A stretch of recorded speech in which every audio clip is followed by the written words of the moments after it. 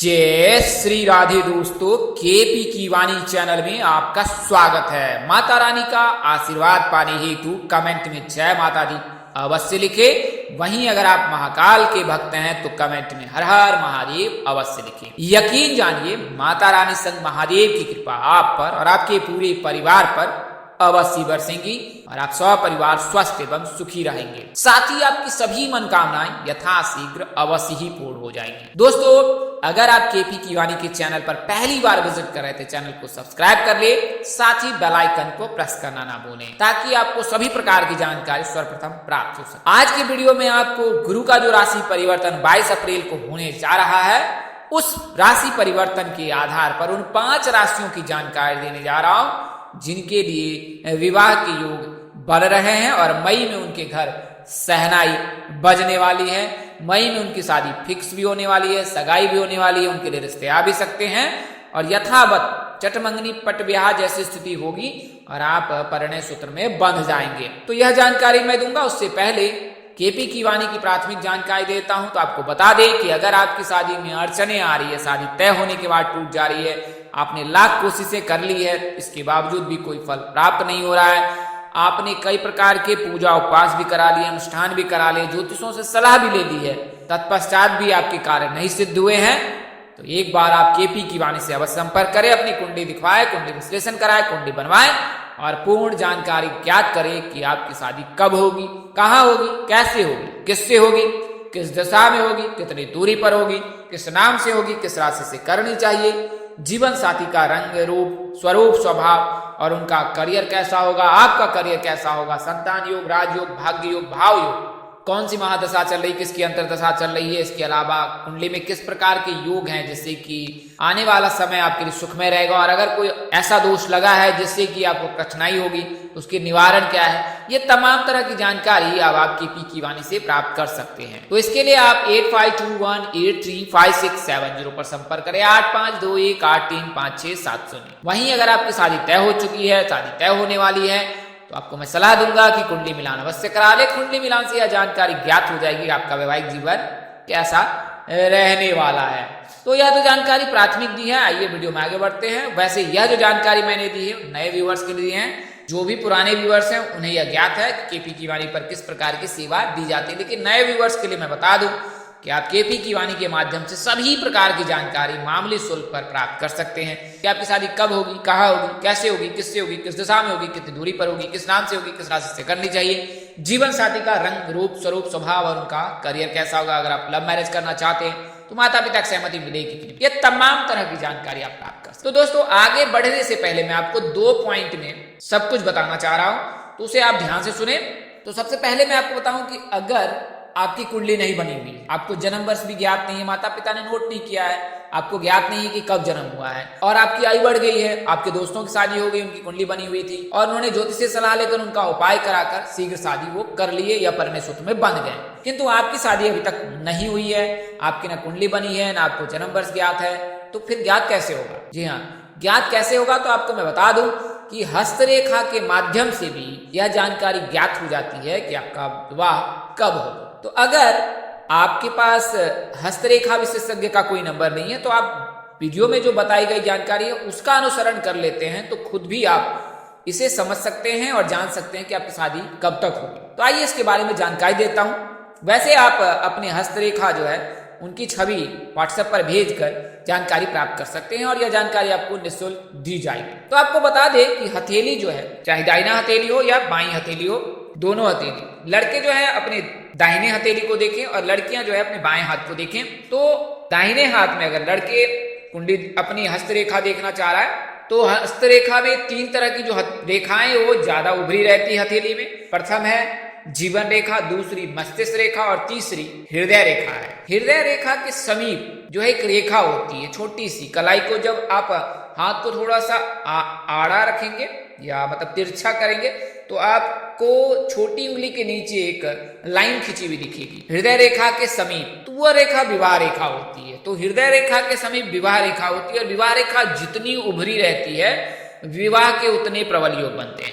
अगर विवाह रेखा टूटी फूटी हो, धुंधली हो तो विवाह में देर होती है। वहीं विवाह रेखा अगर हृदय के समीप हो, हृदय रेखा के समीप हो, बहुत समीप हो या हृदय रेखा के टच में हो तो उस जातक की शादी बहुत जल्द हो जाती है।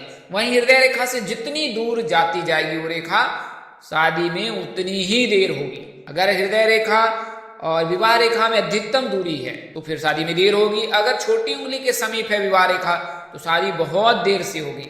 अगर मध्य में है तो 25 वर्ष के पश्चात, अगर हृदय रेखा के समीप है तो 20 वर्ष में शादी हो जाती है। तो यह तो जानकारी आप हस्तरेखा से प्राप्त की है कि कैसे आपको जानकारी ज्ञात हो सकती है कि आपकी शादी कब होगी। अगर आपकी कुंडली नहीं बनी हुई है, आपको जन्म वर्ष ज्ञात नहीं है, आइए अब मैं आपको कुंडली से बताता हूँ। तो आपकी कुंडली बनी हुई है, बाल्यावस्था में किसी ज्योतिष से आपके माता पिता ने कुंडली बनवा ली है और कुंडली बनाने के बाद अभी तक वह कुंडली सुरक्षित है, लेकिन आपको देखना नहीं आता है। तो मैं आपको देखने का तरीका बता देता हूँ। देखिए, कुंडली में जो चौकोर भाग होता है यानी कि जिसमें ग्रह दशा अंकित होती है, तो उसमें प्रथम लग्न को देखना है और लग्न से फिर 7 क्रम में आगे बढ़ना है। और जब 7 क्रम में आगे बढ़ते हैं तो जो 7वां घर होता है वो विवाह घर होता है और उस घर में ग्रह की स्थिति देखिए कि कौन सा ग्रह उपस्थित है। अगर उस घर में कोई ग्रह उपस्थित नहीं तो फिर चंद्रमा को देखिए, 12 घर में चंद्रमा किस घर में उपस्थित है। फिर वहां से 7 क्रम आगे बढ़े चंद्रमा से। चंद्रमा अगर 12वें घर में तो 7 क्रम आगे हम अगर बढ़ेंगे तो फिर हम 7वें घर में आएंगे या 6ठे घर में। तो उस घर में देखिए कौन सा ग्रह उपस्थित। और अगर शुभ ग्रह है, शुभ ग्रह यानी बुध, गुरु, शुक्र, रवि, चंद्र, अगर ये है तो शादी शीघ्र हो जाएगी। अगर राहु केतु मंगल है तो फिर आपके जीवन में अमंगल ही होगा, यानी शीघ्र शादी नहीं होगी। तो आप इसके माध्यम से भी जानकारी प्राप्त कर सकते हैं कि आपकी शादी कब होगी। वहीं जन्मदिन से आपको बता दें राशि अनुसार से कि अगर आपको नाम से देखना चाहते हैं कि आपका नाम अक्षर पी से है और आपको जन्म वर्ष याद नहीं, माता पिता ने पी से नाम रख दिया, तो कैसे जानकारी प्राप्त। तो मेष राशि के जातकों के शादी के योग 22 से लेकर 27 वर्ष, वृषभ राशि के जातक 23 से 29 वर्ष, मिथुन राशि के 24 से 29 वर्ष, कर्क राशि के 25 से 30 वर्ष, सिंह राशि के 26 से लेकर 31 वर्ष और कन्या राशि के 27 से लेकर 32 वर्ष, तुला राशि के 20 वर्ष से लेकर 32 वर्ष और उसके बाद वृश्चिक राशि, धनु राशि के 21 वर्ष से विवाह के योग बनते हैं। वहीं मकर राशि, कुंभ राशि के 22वें वर्ष से विवाह के योग बनते हैं और मीन राशि के भी विवाह के योग 21वें वर्ष से ही बनते हैं। तो यह तो जानकारी मैंने आपको जन्मदिन से दी है। आइए अब मैं आपको वीडियो की जानकारी देता हूं। तो गुरु का राशि परिवर्तन होने जा रहा है और 22 अप्रैल को गुरु मीन राशि को अलविदा कहकर मेष राशि में गोचर कर जाएंगे। गुरु बृहस्पति एक राशि से दूसरी राशि में प्रवेश करते हैं तो इसका असर ज्ञान, शिक्षा, संतान, दान, पिता, पुत्र आदि संबंधों पर पड़ता है। गुरु जो है देवगुरु बृहस्पति, वो देवताओं के गुरु हैं और जब गुरु का गोचर किसी राशि में होता है तो उस राशि के जातक में सात्विक विचारधारा आती है। वह जातक आत्मिक रूप से धार्मिक कार्य करता है। तो मेष राशि के जातकों के लिए तो बल्ले बल्ले ही होने वाला है। तो 22 अप्रैल 2023 को गुरु, सूर्य, राहु और वक्र गति में चल रहे हैं, बुध से मिलेंगे। वहीं मई में सूर्य का राशि परिवर्तन भी हो रहा है और लगातार बढ़ रहे राहु के साथ सूर्य भी मिलेंगे। इस दौरान कुछ राशि वाले को ध्यान रखना पड़ेगा। आइए गुरु राशि परिवर्तन से किन 3 राशि के जातकों को लाभ मिलने वाला है और उसके पश्चात मैं आपको 5 राशियों की जानकारी दूंगा। तो मेष राशि के जातकों के लिए काफी समय बेहद शुभ रहने वाला है। गुरु ग्रह के गोचर से इनके भाग्य में वृद्धि होगी। इनके लग्न भी आ रहे हैं जिसके कारण इस राशि के जातकों के जीवन में शुभ कार्य हो सकता है। आय में बढ़ोतरी होगी। कोई भी फैसले जल्दबाजी में ना ले, सोच समझकर फैसले ले, क्योंकि राहु का गोचर वर्तमान समय हो रखा है। नौकरी में पदोन्नति और बेहतर एक इंक्रीमेंट के योग बन रहे हैं, ऐसा राहु करा रहा है गुरु के गोचर से। दूसरी जो राशि है वो सिंह राशि है। तो सिंह राशि वालों के लिए गुरु धर्म, भाग्य और पिता के स्थान में गोचर कर रहा है, यानी करियर भाव में गोचर कर रहे हैं। गुरु धर्म को बढ़ावा देते हैं। ऐसे में धार्मिक कार्यक्रम, मांगलिक कार्य और धार्मिक यात्राओं का सिलसिला बढ़ेगा सिंह राशि के जातकों के लिए।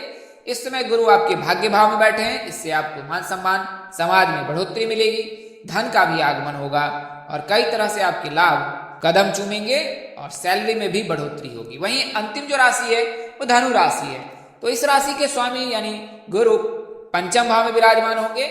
यहाँ पर आकर गुरु बुद्धि, संतान और उच्च शिक्षा को बढ़ावा देंगे। गुरु जिस स्थान पर बैठ जाते हैं उस स्थान का वजन बैठ जाता है। तो ऐसे में गुरु का जो है वजन आपके मस्तिष्क पे पड़ेगा और इससे काम भी बढ़ेगा। काम बढ़ेगा तो गलतियां भी होंगी। गलतियों से जो काम है वो बनते बनते बिगड़ भी सकते हैं। लेकिन अगर आप भगवान श्री हरि विष्णु जी के शरण चरण में रहेंगे तो आपको मुक्ति इससे अवश्य मिलेगी। इसमें किसी प्रकार की कोई दिक्कत नहीं होगी। आइए अब मैं आपको उन 5 भाग्यशाली राशियों की जानकारी देता हूं। तो पहली जो राशि है वो मेष राशि है। तो मेष राशि के जो जातक होते हैं उनका नाम अक्षर ALE से होता है। अगर आप मेष राशि के जातक है तो आपका नाम अक्षर अ से होगा, ल से होगा और ई से होगा। वहीं इनके विवाह के योग जो है दक्षिण दिशा में प्रबल बन रहे हैं। अगर आप दक्षिण दिशा में विवाह प्रस्ताव लेकर जाते हैं तो विवाह होने की संभावना अधिक रहेगी। तो मेष राशि के जातकों के PRM नाम के जातक से विवाह के योग बन रहे हैं। विवाह जो है दक्षिण पश्चिम में विवाह के योग बन रहे हैं। अगर आप मेष राशि के जातक हैं, 22 वर्ष से अधिक उम्र है, तो फिर आपके लिए विवाह के योग 100% बन रहे हैं। अगली जो राशि है वो कर्क राशि है। तो कर्क राशि के जातकों के लिए भी शुभ योग बनेगा, क्योंकि कर्क राशि के जो जातक होते हैं उनके गुरु उच्च होते हैं। तो गुरु के उच्च रहने से कर्क राशि के जातकों के भी विवाह के योग बन रहे हैं। इनका नाम अक्षर ह से शुरू होता है। इनके राशि स्वामी चंद्रमा है, आराध्य देव शिव जी हैं। इनका भाग्यशाली रंग जो है वो दूधिया है। भाग्यशाली अंक 4 है। राशि धातु लोहा, चांदी, तांबा है। राशि शुभ रत्न मोती है। राशि स्वभाव चर है। राशि अनुकूल वार सोमवार, मंगलवार तथा गुरुवार है, लेकिन विवाह के दिन के लिए मंगलवार का चयन न करें। राशि अनुकूल रत्न मोती, पुखराज तथा मूंगा है। अनुकूल दिशा आपके लिए पूर्व एवं दक्षिण है। राशि तत्व जल है, जबकि राशि प्रकृति कफ है। तो अगर आप कर्क राशि के जातक हैं तो आपके लिए आने वाला महीना यानी कि मई के महीने में परिणय सूत्र में बंधने के प्रबल योग है। अगर विवाह प्रस्ताव आप उत्तर और पश्चिम दिशा में लेकर जाते हैं तो रिश्ते अवश्य तय हो जाएंगे। ससुराल की अधिकतम दूरी 0 से लेकर 90 किलोमीटर के मध्य हो सकती है। बात करें नाम की तो S नाम के जातक, L नाम के जातक, G नाम के जातक और M नाम के जातक के साथ आपके परिणय सूत्र में बंधने के योग बन रहे हैं। वहीं मीन राशि और मेष राशि के साथ अगर आपका विवाह हो, यानी मीन या मेष में कोई भी एक राशि से अगर आप परिणय सूत्र में बनते हैं तो आपका वैवाहिक जीवन सुखमय बीतेगा। तो ये तो मैंने आपको कर्क राशि के बारे में जानकारी दी। अगली जो राशि है वो तुला राशि है। तो तुला राशि के जातकों के लिए भी शुभ योग बनेगा, क्योंकि तुला राशि के जातकों के विवाह भाव में जो है गुरु का गोचर होने जा रहा है और इससे तुला राशि के जातकों के लिए शुभ योग बनेगा। तुला राशि के जातकों का नाम अक्षर आर से शुरू होता है। इनके राशि स्वामी शुक्र हैं। आराध्य देवी माँ दुर्गा है। भाग्यशाली रंग सफेद है, अथवा इसके लिए जो है सोमवार और शुक्रवार के दिन आप श्वेत वस्त्र धारण करें। भाग्यशाली अंक 2 और 7 है। राशि धातु लोहा, चांदी है। राशि शुभ रत्न हीरा है। राशि स्वभाव चर है। राशि के लिए जो है अनुकूल वार जो है बुधवार, शुक्रवार तथा शनिवार है। राशि अनुकूल रत्न हीरा, पन्ना तथा नीलम है। अनुकूल दिशा के लिए पश्चिम है। राशि तत्व वायु है, जबकि राशि प्रकृति सम है। तो अगर आप तुला राशि के जातक हैं तो दक्षिण और पश्चिम दिशा में आपके विवाह के योग हैं। ससुराल की दूरी 80 किलोमीटर अधिकतम हो सकती है। बात करें नाम की तो G नाम के जातक, M नाम के जातक, S नाम के जातक और P नाम के जातक के साथ आप परिणय सूत्र में बन सकते हैं। हालांकि अगर आप सिंह राशि के जातकों से विवाह करें तो ज्यादा उत्तम होगा। अगली जो राशि है वो धनु राशि है। धनु राशि के जातकों के पंचम भाव में जो है सूर्य का गोचर हो रहा है और इस गुरु का गोचर हो रहा है और इस वजह से धनु राशि के जातकों के लिए शुभ योग बना रहा है। गुरु इनके राशि स्वामी आराध्य देव भगवान श्री विष्णु जी है। इस वजह से जो है इनके लिए शुभ योग बन रहा है धनु राशि के जातकों के लिए। तो अगर आप धनु राशि के जातक हैं तो आपका नाम अक्षर जो है वो भव से होता है। तो धनु राशि के जातकों के जो है राशि स्वामी गुरु हैं, आराध्य देव भगवान श्री विष्णु नारायण जी हैं। भाग्यशाली रंग इनका पीला है, तो गुरुवार के दिन पीले वस्त्र धारण करें। भाग्यशाली 9 और 12 है। अनुकूल दिशा आपके लिए जो बृहस्पति, अनुकूल जो दिशा वार है वो बृहस्पतिवार था, रविवार है। अनुकूल दिशा आपके लिए जो है वो पूर्व है। पूर्व दिशा में अगर विवाह हेतु जाते हैं तो परिणय सूत्र में बंधने के प्रबल योग रहते हैं, यानी रिश्ते तय होने के 100% योग रहते हैं। तो शादी किस दिशा में होगी तो उत्तर पूर्व दिशा में विवाह के योग बन रहे हैं। अगर आप धनु राशि के जातक हैं, विवाह की दूरी भी 100 किलोमीटर अधिकतम रहने वाली है। बात करें नाम की तो नाम में जो है मेष राशि के साथ विवाह करना आपके लिए श्रेष्ठ होगा। कुंभ राशि के साथ विवाह करना आपके लिए श्रेष्ठ होगा। तो इनमें से आप किसी भी जातक के साथ परिणय सूत्र में बन सकते हैं। वहीं मिथुन राशि के जातकों के भी अगले महीने में विवाह के योग है। चूंकि मिथुन राशि में शुक्र का गोचर होगा तो इस वजह से 4 राशि के जातकों के गुरु के राशि परिवर्तन से और 5वीं जो राशि है मिथुन राशि है, मिथुन राशि के भी विवाह के योग बनेंगे, क्योंकि शुक्र का गोचर मई महीने में जो है मिथुन राशि में गोचर कर रखेंगे।